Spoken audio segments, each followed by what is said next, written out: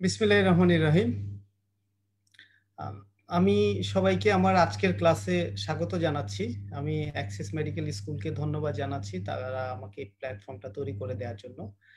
আজকে আমি আলোচনা করব বেলিয়ান লাভসের chapter 67 gall bladder and bile duct. এটা অত্যন্ত গুরুত্বপূর্ণ একটা চ্যাপ্টার। এই চ্যাপ্টারের প্রত্যেকটা লাইন আমি বলব যে গুরুত্বপূর্ণ। প্রত্যেকটা লাইন আমাদেরকে যত্ন সহকারে পড়তে হবে। একটা কথা ধারণা প্রচলিত আছে যে গলব্লাডার চ্যাপ্টারটা কুশিয়ারিতে সবচেয়ে ভালো আছে। অবশ্যই কুশিয়ারিতে অনেক ভালো আছে, কারণ ওখানে অনেক বড় করে অনেক ডিটেলস করে লেখা। মেডিকেল সায়েন্সে কোনো সাবজেক্টই আমরা একটা বই থেকে পড়ে যে আমরা সকল নলেজ পাবো তা না। কিন্তু যেহেতু এই বেলিয়ান লাভসটা আমাদের পাঠ্যপুস্তক হিসেবেই আমাদের রিকগনাইজ করা, সো আমরা যদি এটা পড়ি, আমাদের পরীক্ষায় যে প্রশ্নগুলো আসবে, স্যাররা যে প্রশ্নগুলো করবে, তার ম্যাক্সিমামই এই এই বইটাকে গাইডলাইন হিসেবে ধরেই আসলে প্রশ্নগুলো করা হয়। এখন আমরা আমাদের ব্যক্তিগত জ্ঞান, ব্যক্তিগত দক্ষতা বাড়ার জন্য হয়তো আমাদের আরো অনেক বই পড়তে হবে, কিন্তু এই বইতে যতটুকু আছে ততটুকু আমাদের জন্য যথেষ্ট। মোর দেন এনাফ, আমি বলবো মোর দেন এনাফ। সো আমরা আজকে গলব্লাডার এই চ্যাপ্টারটা শুরু করি। এই চ্যাপ্টারগুলো আমি এখন যে অ্যাবডোমেনের চ্যাপ্টারগুলো নিয়ে আলোচনা করব, প্রত্যেকটা চ্যাপ্টারে আমি সময় নিয়ে ধীরে ধীরে আলোচনা করার চেষ্টা করব। কিছু কিছু চ্যাপ্টার হয়তো বা আমি একটু তাড়াতাড়ি করে একদিনে হয়তো একটা চ্যাপ্টারের অনেকগুলো ডিজিজ নিয়ে আলোচনা করে ফেলেছি, কিন্তু যেহেতু এই চ্যাপ্টারগুলো গুরুত্বপূর্ণ, সো আমি প্রত্যেকটা জিনিস ধীরে ধীরে আলোচনা করার চেষ্টা করব। সো আমি শুরু করছি আজকে বেলিয়ান লাভস উইথ মি এর chapter 67 gall bladder and bile duct.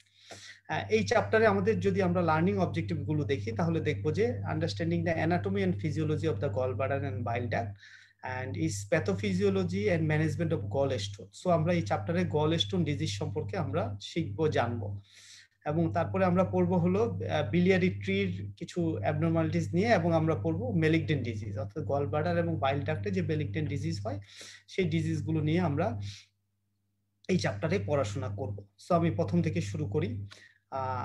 এই চ্যাপ্টার সম্পর্কে আমি বলতে পারি এই চ্যাপ্টারের অত্যন্ত গুরুত্বপূর্ণ একটা জিনিস হলো অ্যানাটমি এবং ফিজিওলজি। আমরা যদি অ্যানাটমি এবং ফিজিওলজি যদি এই গল ব্লাডার এবং বাইল ডাক্টের অ্যানাটমি ফিজিওলজি যদি আমরা ভালো করে না জানি, তাহলে এই চ্যাপ্টারের অনেক কিছুই আমরা বুঝতে পারবো না। আর আমরা যারা সার্জন হব ভবিষ্যতে, তারা সার্জনরা সবচেয়ে বেশি যে দুটো অপারেশন করে তার মধ্যে একটা হলো গল ব্লাডার স্টোন আর একটা হলো অ্যাপেন্ডিক্স। বর্তমান পৃথিবীতে সবচেয়ে বেশি সার্জারি হয় এই দুটা সার্জারি। সো অনেক সময় বলা হয় যে gall bladder stone this is the bread and butter of the general surgeon, অর্থাৎ জেনারেল সার্জনের সবচেয়ে বেশি পরিমাণ যে সার্জারিটা করে সেটা হলো gall bladder stone. Sorry.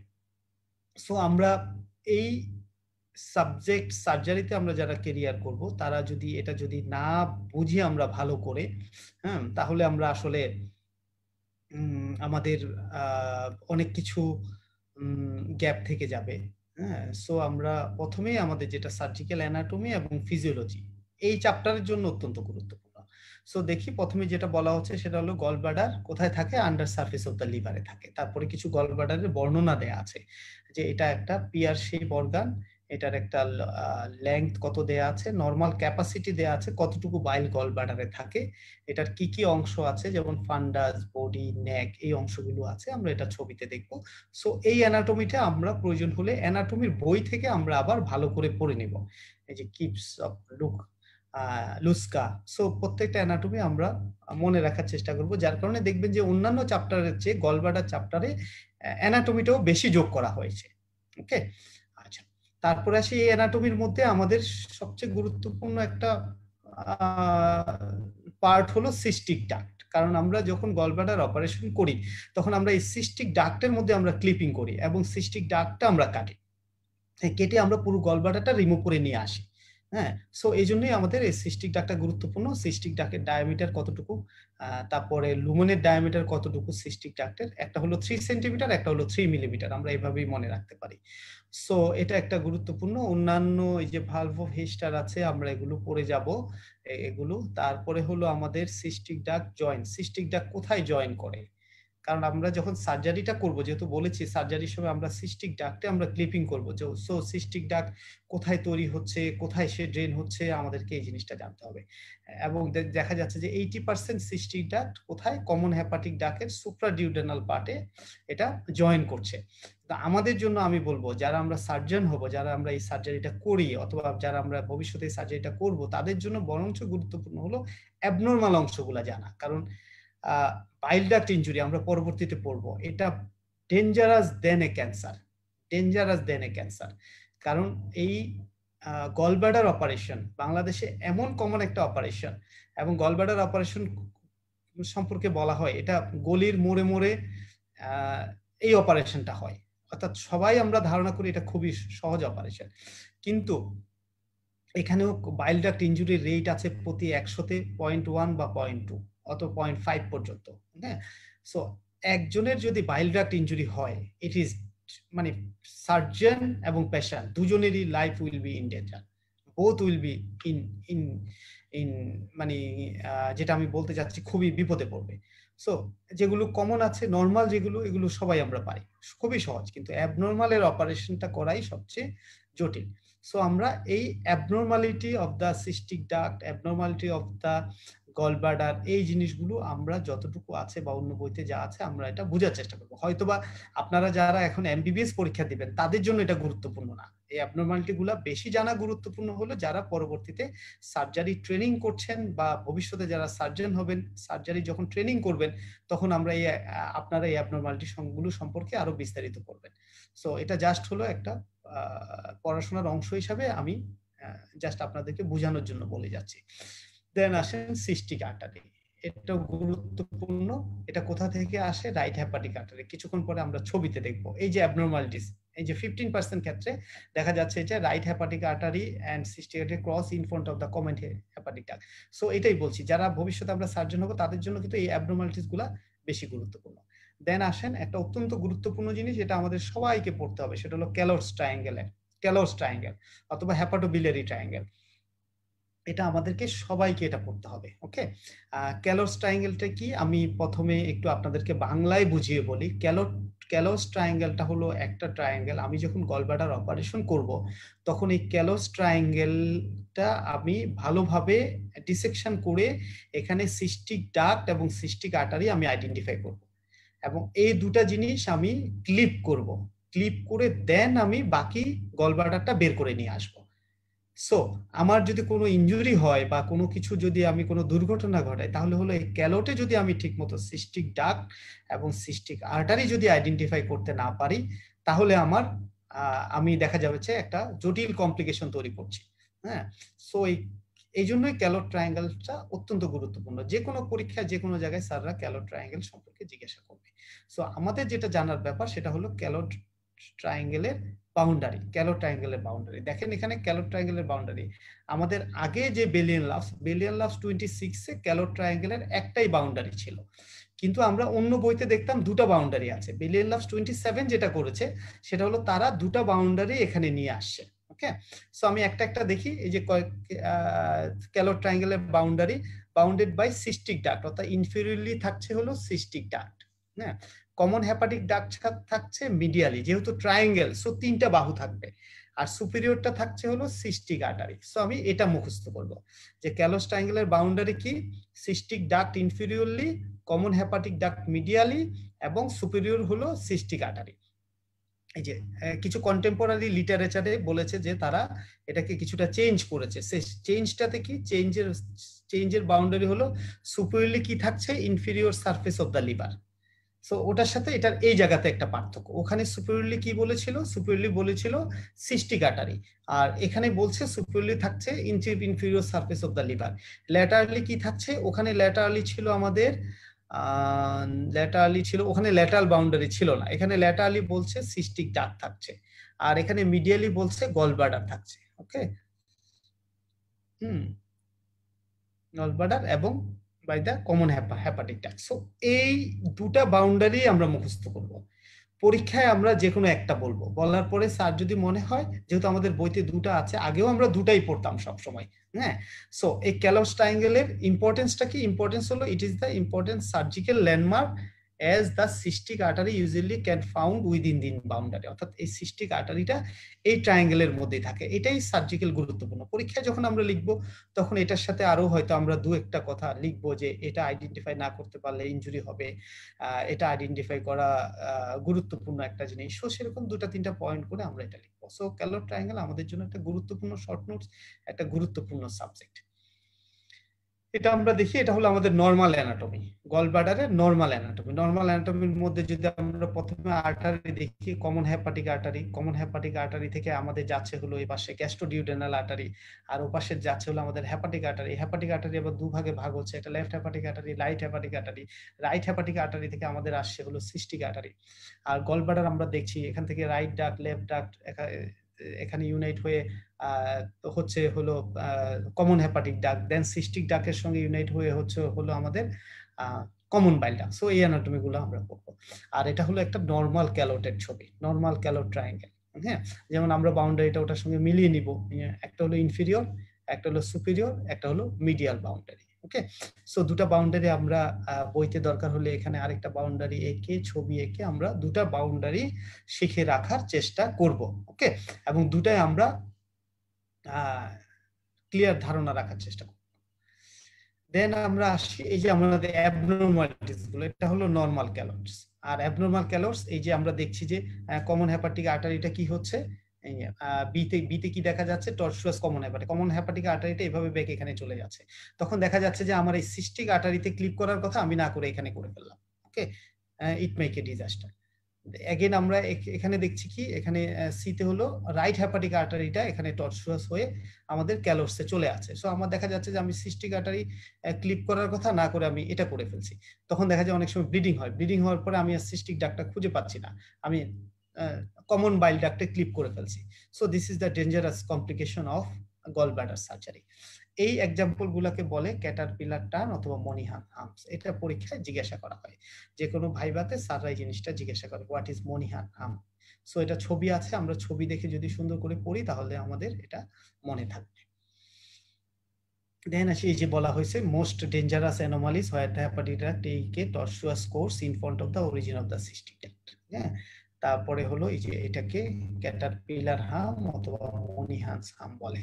So আমরা এটা ওখান থেকে ছবি থেকে পড়বো, লিটারেচার থেকে আমরা পড়বো। তারপর আসি আমরা বেলিলাফসে দেখেছি প্রত্যেকটা চ্যাপ্টারে যেই ডিজিজ গুলো নিয়ে আলোচনা করা হয়েছে, যে অর্গানের ডিজিজ গুলো নিয়ে আলোচনা করা হয়েছে, সেগুলো কিভাবে আমরা ইনভেস্টিগেট করব এই ব্যাপারগুলো আমাদেরকে বলা হয়েছে।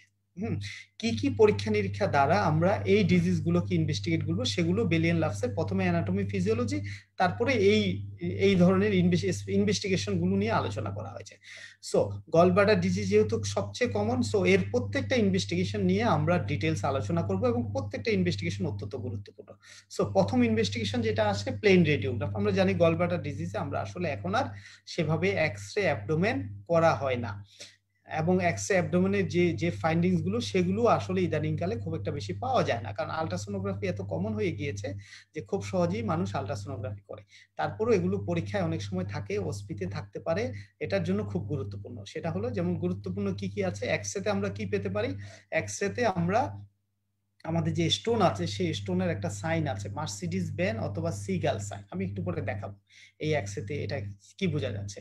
আবার এখানে দেখা যাচ্ছে যে গল স্টোন কিন্তু the skillfully taken plain radiograph of the gallbladder which show radiopaque gallstone in 10% patient। এটা আমাদেরকে মনে রাখতে হবে, only 10% patient radio opaque, অর্থাৎ এখানে দুটা শব্দ ব্যবহার করা হয়, রেডিও ওপেক এবং রেডিও লুসেন্ট। যেটা এক্স-রেতে দেখা যায় সেটা হলো রেডিও ওপেক। সাধারণত কোনটা দেখা যায়, যেগুলো ক্যালসিয়াম দিয়ে তৈরি, সেগুলো ওপেক মানে আমরা বোঝানোর জন্য বলি যেগুলো সাদা সাদা ভাবে যেগুলো দেখা যায়, ওকে, আইডেন্টিফাই করা যায়, এগুলো হলো রেডিও ওপেক। সো আমরা কি পাচ্ছি, গল স্টোনের ক্ষেত্রে 10% অনলি এক্স-রেতে দেখা যায়। সো দেখছেন 90% গল স্টোনই আসলে এক্স-রেতে দেখা যায় না। সো এই জন্য প্লেন রেডিওগ্রাফ বা এক্স-রে অ্যাবডোমেন গলব্লাডারের জন্য একটা গুরুত্বপূর্ণ ইনভেস্টিগেশন না। আবার কিডনি স্টোনে যদি যাই আমরা, তাহলে কিডনি স্টোনে দেখবো 80% কিডনি স্টোন আর রেডিও ওপেক, অর্থাৎ যার কারণে কিডনি স্টোনের জন্য আমরা সাধারণত এক্স-রে কেওবি করে থাকি। কিন্তু তারপরও প্লেন এক্স-রে অ্যাবডোমেনে কিছু স্পেশাল বা কিছু ইন্টারেস্টিং ব্যাপার আছে যেগুলো সবসময় পরীক্ষায় থাকে, এবং এই ধরনের কোনো কিছু থাকলে স্যাররা সাধারণত পরীক্ষায় দেয়। যেমন একটা হলো কি এরকম মার্সিডিজ বেঞ্জ সাইন, আরেকটা হলো এই যে porcelain gall bladder. Gall bladder, porcelain gall bladder, অর্থাৎ গল ব্লাডার যদি ক্যালসিফাইড হয়ে যায়, ক্যালসিফিকেশন হয়ে যায়, তখন সেটাকে আমরা পোর্সেলিন গল ব্লাডার বলি। পোর্সেলিন গল ব্লাডারে সাধারণত মেলিগনেন্সি হয়।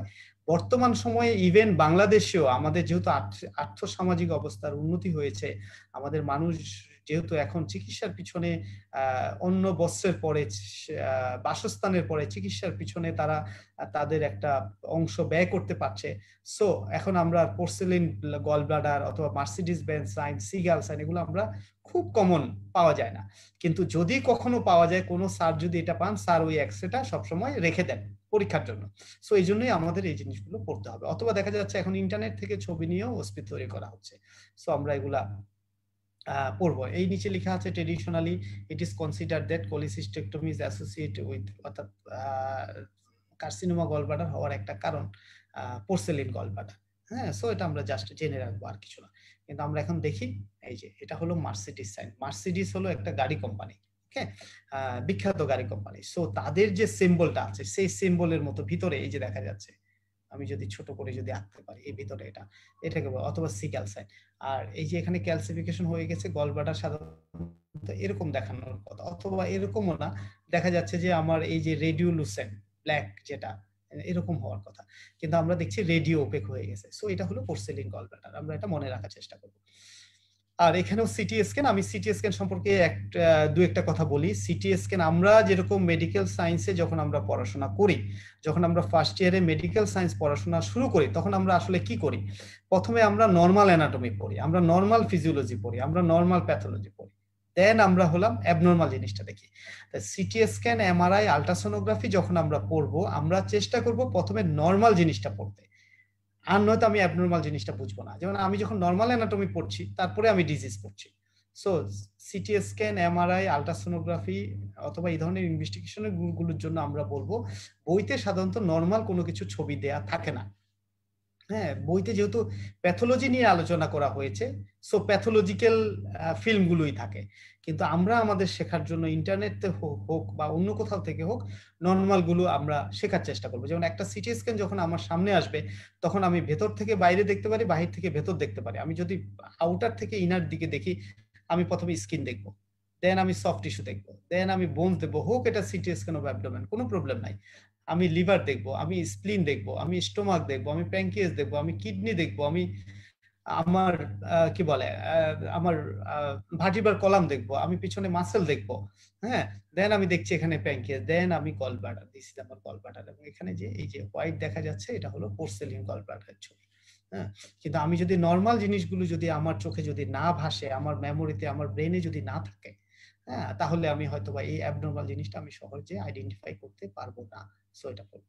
আর অনেক সময় যে এটাকে বলে কি বলে, gas may be found in the wall of the gall bladder, এটা হলো এমফাইসেমাটাস কোলিসিস্টাইটিস। এই জন্যই বলেছি এই চ্যাপ্টারের প্রত্যেকটা লাইনে কিছু না কিছু ইনফরমেশন আছে। এবং বিলিয়ারি ট্রিতে যদি গ্যাস থাকে, তাকে বলা হয় নিউমোবিলিয়া, নিউমোবিলিয়া। সো এটা এখানে লেখা নাই। সো এই জন্য এই চ্যাপ্টারের প্রত্যেকটা লাইন অত্যন্ত গুরুত্বপূর্ণ। তারপর আসি most common investigation for diagnosis of disease of gallbladder and bile duct, এটা হলো কি ultrasonography. Okay, trans abdominal ultra, কেন ট্রান্স অ্যাবডোমিনাল বলেছে আমরা একটু পরে দেখবো। আরেক ধরনের আল্ট্রাসোনোগ্রাফি আছে এন্ডোস্কোপিক আল্ট্রাসোনোগ্রাফি, যেটা আসলে এন্ডোস্কোপি করে দেন করা হয়, সরি। আর অ্যাবডোমিনের উপর থেকে যে আল্ট্রাসোনোগ্রাফিটা করা হয়, সেটা হলো ট্রান্স অ্যাবডোমিনাল আল্ট্রাসোনোগ্রাফি। সো আমরা এই চ্যাপ্টার মানে এই ডিজিজ গুলো, গল ব্লাডার এবং বাইল ডাক্টের ডিজিজেস গুলোর জন্য গোল্ড স্ট্যান্ডার্ড বা সবচেয়ে ব্যবহৃত ইনভেস্টিগেশন হলো আল্ট্রাসোনোগ্রাফি। এই জন্যই এটা কেন মডালিটি অফ চয়েস, এটা আমাদেরকে পড়তে হবে, কেন এটা মডালিটি অফ চয়েস।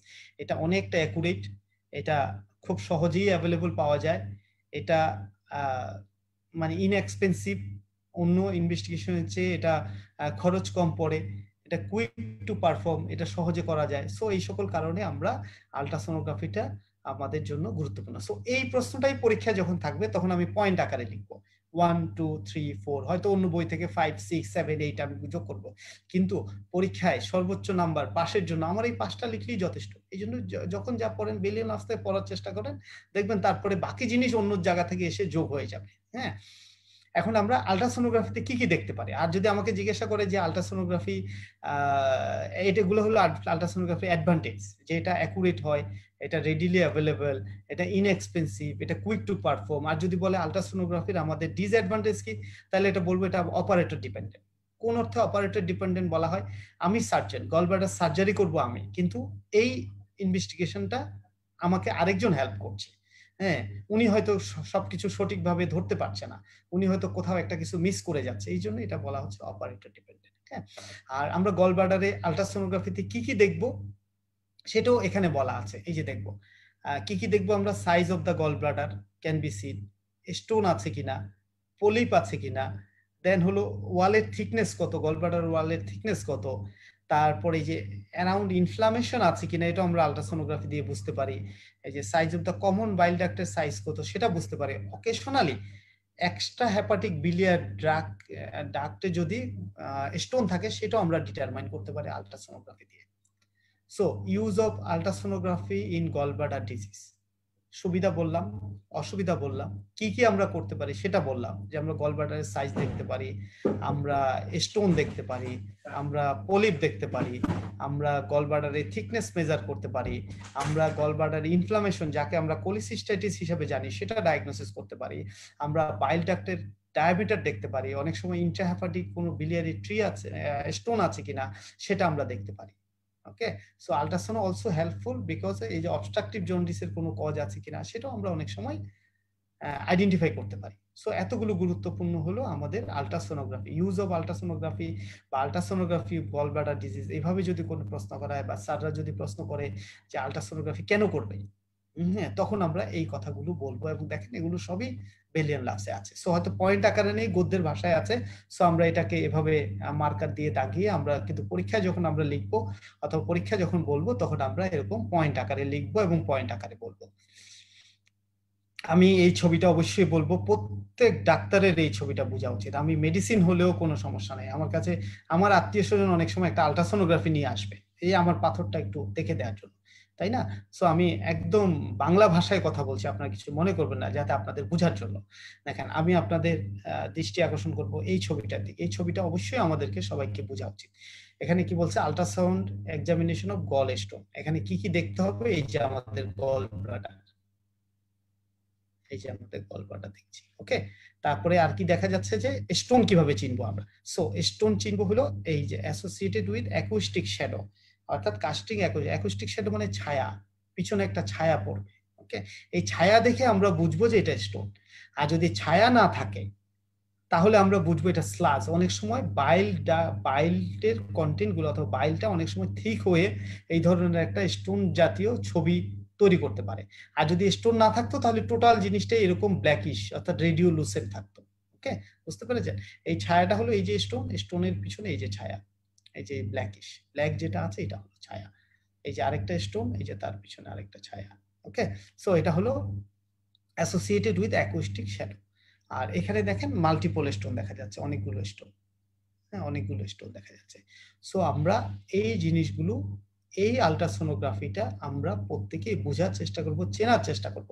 আমি যেন আল্ট্রাসোনোগ্রাফি দিই, এবং যারা সার্জন হবেন এবং যারা সার্জারিতে ভবিষ্যতে কেরিয়ার করবেন তাদের তো অবশ্যই দেখতে হবে। আমি প্রথমেই কখনো রিপোর্ট দেখবো না, এটা আল্ট্রাসোনোগ্রাফি হোক সিটি স্ক্যান হোক, আমার যে ডিজিজ আমি যেই কাজগুলো করব আমি প্রথমেই রিপোর্ট দেখবো না।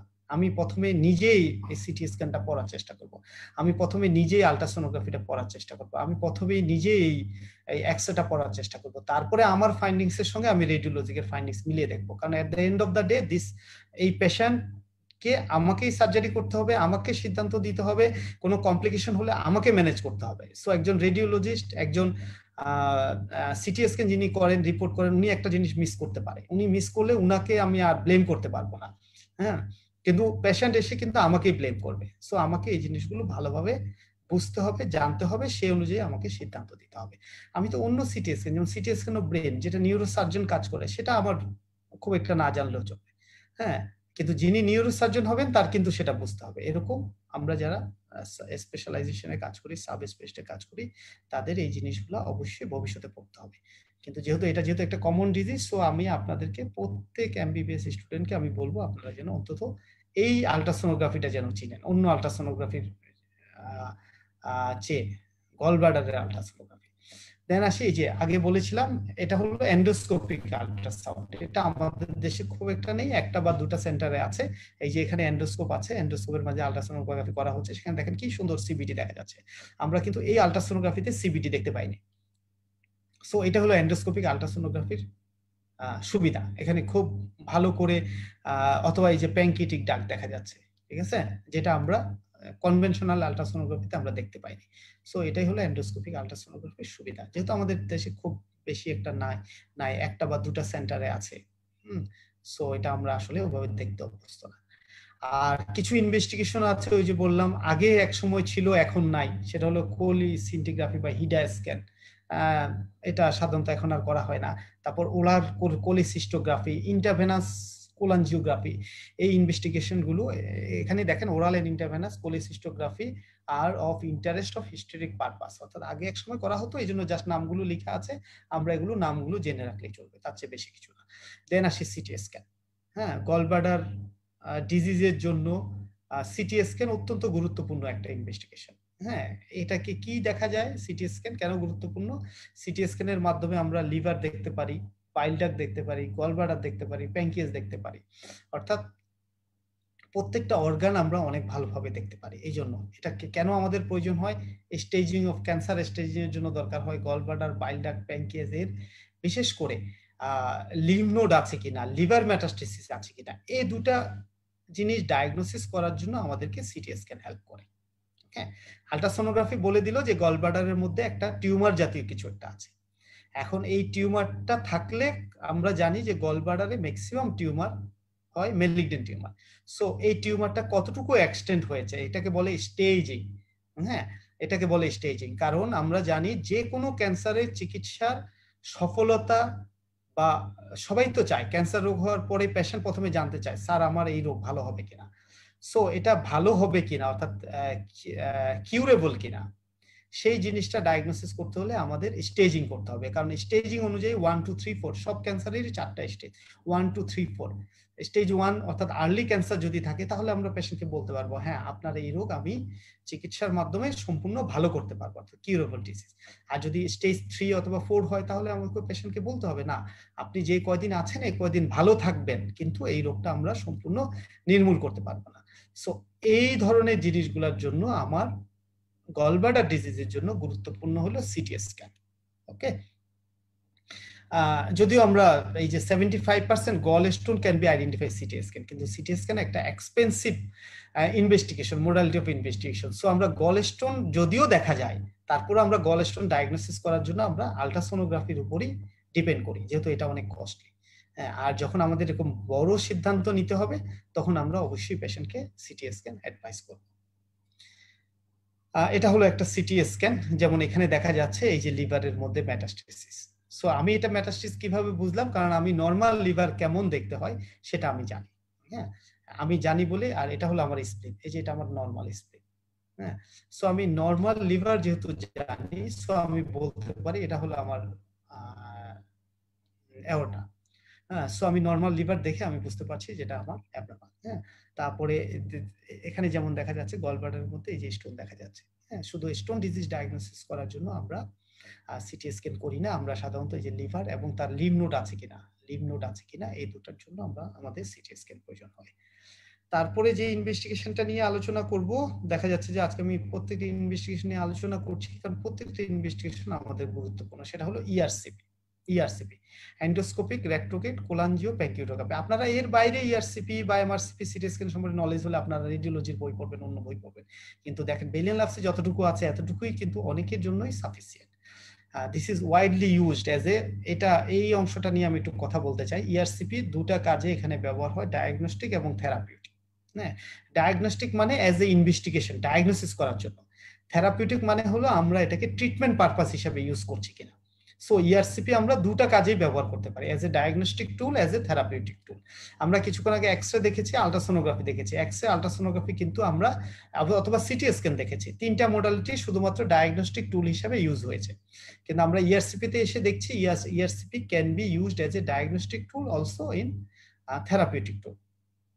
একটা কথা কিছুক্ষণ পরে আছে যে এখনকার সময় আলট্রাসোনোগ্রাফি এবং এমআরসিপি অত্যন্ত সহজ এবং কিছুটা কস্ট ইফেক্টিভ হয়ে যাওয়াতে আসলে আমরা ইআরসিপির ডায়াগনস্টিক রুলটা খুব একটা এখন নাই। এটাই আমি বলতে চাচ্ছি, যেটা আমরা যারা সার্জারিতে কাজ করি বা হেপাটোবিলিয়ারি সার্জন যারা আছেন, তারা ইআরসিপির ডায়াগনস্টিক রোলটা সম্পর্কে এখন আর তেমন কিছু শুনতে চান না, কারণ ERCP diagnostic role is replace by MRCP. হ্যাঁ, এই জিনিসটা আপনাদেরকে বলে রাখলাম, এটা আপনারা মনে রাখবেন। কারণ একটা ইআরসিপি করতে বাংলাদেশে এখনো 40,000 টাকা খরচ হয়ে যায়। শুধু আমি আমার এমআরসিপি করতে পারি আমি 10,000 টাকার মধ্যে। সো আমি why I should go for a 40,000 টাকা। হ্যাঁ, সো এই জন্য এটা রিপ্লেস হয়ে গিয়েছে, এটা আমরা সবাই মনে রাখার চেষ্টা করব। আর এখানে হলো আমরা কি কি করতে পারি, এটা হলো যদি কন্ট্রাস্ট দেই তাহলে আমরা এন্ডোস্কোপি থেকে প্রসিডিউর সম্পর্কে বলা আছে যে আমরা প্রথমে এন্ডোস্কোপি দিব, এন্ডোস্কোপি দিয়ে তারপরে ওখানে যে আমরা অ্যাম্পুল অফ ভ্যাটার দিয়ে আমরা স্কোপ দিয়ে, তারপরে যে ampulla of Vater can identify, then scope দিয়ে আমরা টোটাল বিলিয়ারি ডাক্টটা আমরা ভিজুয়ালাইজ করতে পারি, আমরা ছবিতে দেখব। এটা হলো আমাদের এমআরসিপির ছবি। সরি, আমার এমআরসিপিটা সম্ভবত কোনো কারণে আগে চলে এসেছে, আমি আমি দেখি, অসুবিধা নাই। ওকে,